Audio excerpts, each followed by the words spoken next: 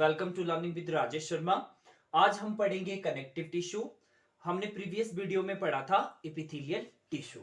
So connective tissue are named because of their special function of linking and supporting other tissues organ of the body.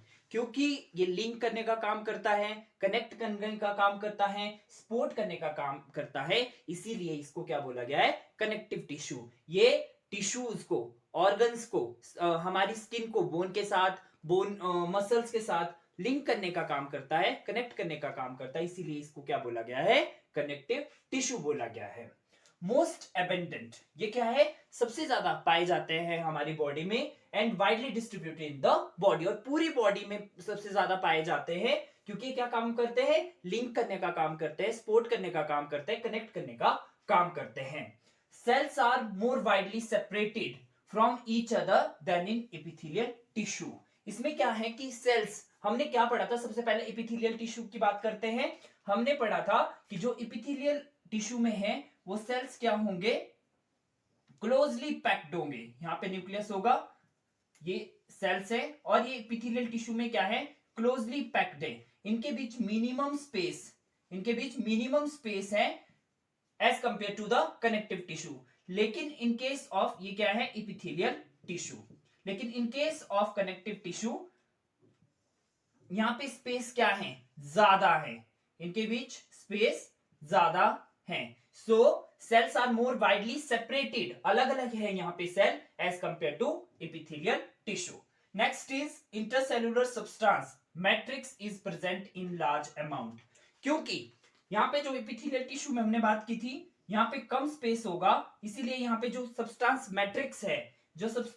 Matrix है वो कम present था, minimum present था। But because यहाँ पे space ज्यादा है in case of connective tissue, तो यहाँ पे जो सब्सटेंस होगा मैट्रिक्स वो ज्यादा प्रेजेंट होगा। सो intercellular substance matrix is present in large amount. So what are the main function of connective tissue?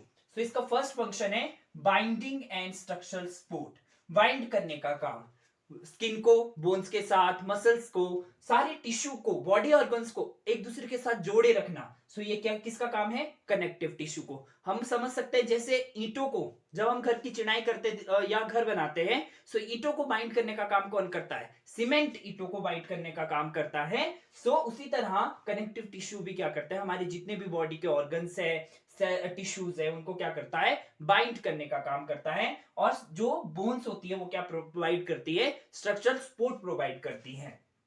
Second function is transport. So आपको पता है कि जो ब्लड है वो क्या है, फ्लूइड कनेक्टिव टिश्यू है। जो ब्लड है वो फ्लूइड कनेक्टिव टिश्यू है, और वो क्या काम करता है, ट्रांसपोर्ट का काम करता है। सब्सटेंस को, फ्लूइड जो भी हमारे बॉडी में प्रेजेंट है, और जो मटेरियल्स है उसको ट्रांसपोर्ट करने का, one part two another part कौन करता है, ब्लड काम करता है। Next is medium for exchange of nutrients and based product. Medium for exchange of nutrients and based product. So exchange of nutrients भी कौन करता है, ब्लड करता है। ब्लड क्या है, फ्लूइड कनेक्टिव टिश्यू है। बेस्ड प्रोडक्ट्स को क्या करता है ब्लड, जो बेस्ड प्रोडक्ट को थ्रू ब्लड कहां तक जाता है, किडनीज के तक जाता है, और किडनी से वहां से फिर एक्सक्रीट हो जाता है। Next is insulation. Next function is insulation. Insulation का मतलब होता है कि बॉडी से हीट का लॉस नहीं होना, हीट का लॉस कम करना। सो वो भी इंसुलेटर का काम कौन करता है, कनेक्टिव टिश्यू क्या करते हैं, हमारी बॉडी को वार्म रखते हैं। सो ये इंसुलेटर का काम करते हैं। नेक्स्ट इज प्रोटेक्शन, जो हमारे प्रोटेक्शन का काम भी करते हैं, क्योंकि जो हमारे पास एडिपोज टिश्यू होता है, वो एडिपोज टिश्यू भी हम आगे पढ़ेंगे, कनेक्टिव टिश्यू होता है, उसमें फैट होता है। सो और फैट के नीचे जो ऑर्गन्स होते हैं उनको प्रोटेक्शन का काम कौन करता है, connective tissue as a barrier वहां पे काम करता है। वो माइक्रो ऑर्गेनिजम्स का वहां पे अटैक नहीं होने देते हमारे ऑर्गन्स पे। सो ये क्या करता है, एक बैरियर का काम करता है। Next is component of connective tissue. Connective tissue में दो तरह के कंपोनेंट्स होते हैं, सेल्स होते हैं, एक्स्ट्रा सेलुलर मैट्रिक्स होता है। हमने पढ़ा था जो एपिथेलियल टिश्यूज होते हैं उसमें कम होता है extra cellular matrix as compare to the connective tissue. So सबसे पहले बात करते हैं सेल्स में फिब्रोब्लास्ट होते हैं, फिब्रोब्लास्ट को अंडरस्टैंड करने के लिए हमें सबसे पहले एक्स्ट्रा सेलुलर मैट्रिक्स पढ़ना पड़ेगा। और यहाँ पे क्या है कि जैसे ये सेल्स है, जैसे एग्जांपल्स ले लेते हैं, सेल्स है, इसके जो बाहर जो सब्सटेंस है वो है एक्स्ट्रा सेलुलर मैट्रिक्स। ये क्या होता है, फ्लूइड होता है, और बिस्कस बिल्कुल गाढ़ा सा फ्लूइड होता है, और ये बहुत ही ट्रांसपेरेंट होता है।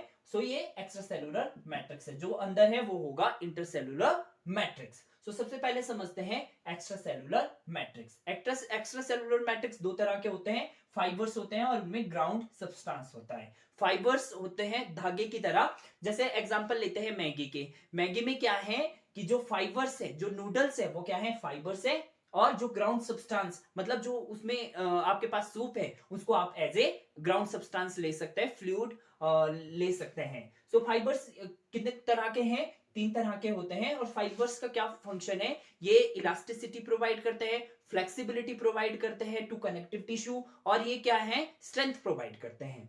सो यहाँ पे तीन तरह के फाइबर्स प्रेजेंट है, collagen fibres, elastin fibre, reticular fibres.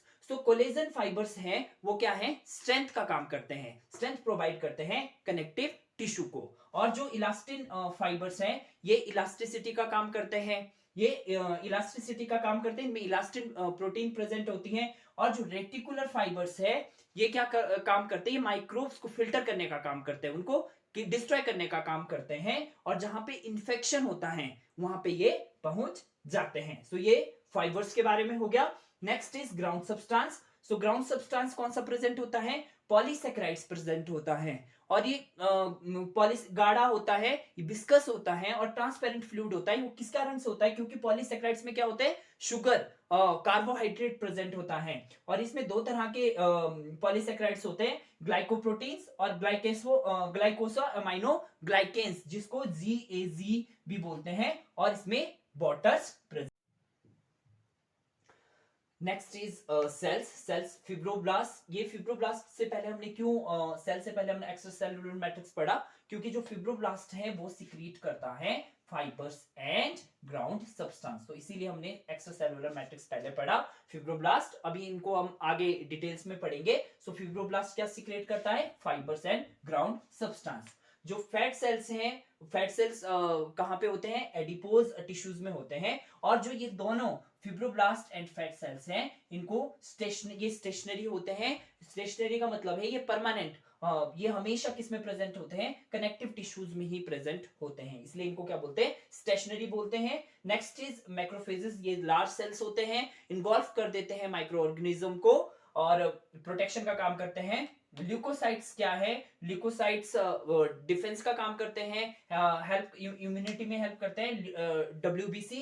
और जो मास्ट सेल्स है वो अगेन डिफेंस का काम करते हैं, जहां पे इन्फ्लामेशंस होती हैं वहां पे पहुंच जाते हैं। और नेक्स्ट इज प्लाज्मा सेल्स। और प्लाज्मा सेल्स क्या काम करते हैं, प्लाज्मा सेल्स एंटीबॉडीज को प्रोड्यूस करते हैं। और इन तीनों को क्या बोलते हैं, इनको बोलते हैं माइग्रेटरी सेल्स। ये क्या करते हैं, माइग्रेट करते हैं, मूवमेंट करते हैं, जहां पे जरूरत होती है, जैसे जहां पे इंजरी हो गई, इन्फ्लामेशन हो गई, वहां पे ये पहुंच जाते हैं। जहां पे एंटीबॉडीज की जरूरत होती है वहां पे ये पहुंच जाते हैं बॉडी के किसी भी पार्ट में। ये सब हमने पढ़ा भी था कि जो कनेक्टिव टिश्यू है एबंडेंट है और ये पूरी बॉडी में पाए जाते हैं। बट जो फिब्रोब्लास्ट और फैट सेल्स होते हैं वो स्टेशनरी है, वो कनेक्टिव टिश्यूज के अंदर ही प्रेजेंट रहते हैं। जो मैक्रोफेजेस हैं, लार्ज सेल्स हैं, ल्यूकोसाइट्स, WBC, मास्ट सेल्स हैं, जहां पे इन्फ्लामेशन होती है वहां पे पहुंच जाते हैं। प्लाज्मा सेल्स हैं, एंटीबॉडीज को प्रोड्यूस करते हैं। ये क्या है, माइग्रेटरी सेल्स हैं, और ये माइग्रेट करते हैं, बॉडी में जहां जरूरत होती है वहां पे पहुंच जाते हैं। अभी हम इसका डायग्राम्स बना लेते हैं, डायग्राम से थोड़ा समझ लेते हैं। जैसे कोलेजन फाइबर्स है, सबसे पहले बनाते हैं कोलेजन फाइबर्स। ये क्या होते हैं, बंडल्स में प्रेजेंट, बंडल में प्रेजेंट होते हैं, थिक होते हैं, बंडल्स में प्रेजेंट होते हैं, थिक होते हैं। ये जैसे आपके पास, हमारे पास क्या हो गए, कोलेजन फाइबर्स हो गए, कोलेजन फाइबर्स। ये बंडल्स में और थिक होते हैं। इलास्टिन फाइबर्स इतने ज्यादा थिक नहीं होते हैं, वो थिन होते हैं, थिन होते हैं एज कंपेयर टू, थिन होते हैं as compare to collagen. And reticular fibres जो हैं वो थिनेस्ट होते हैं, बहुत ही ज्यादा थिन होते हैं रेटिकुलर फाइबर। इस तरह से। अब इसमें क्या है, जो फिब्रोब्लास्ट है वो फिब्रोब्लास्ट इस तरह से होते हैं, ये बीच में न्यूक्लियस प्रेजेंट है, फिब्रोब्लास्ट इरेगुलर शेप होता है। Macrophages, nucleus large in size, mass sales and fat cells, side में न्यूक्लियस प्रेजेंट है। सो ये क्या है, कनेक्टिव टिश्यू है, कंपोनेंट ऑफ कनेक्टिव टिश्यूज का स्ट्रक्चर है। इस तरह से हम इनको समझ सकते हैं।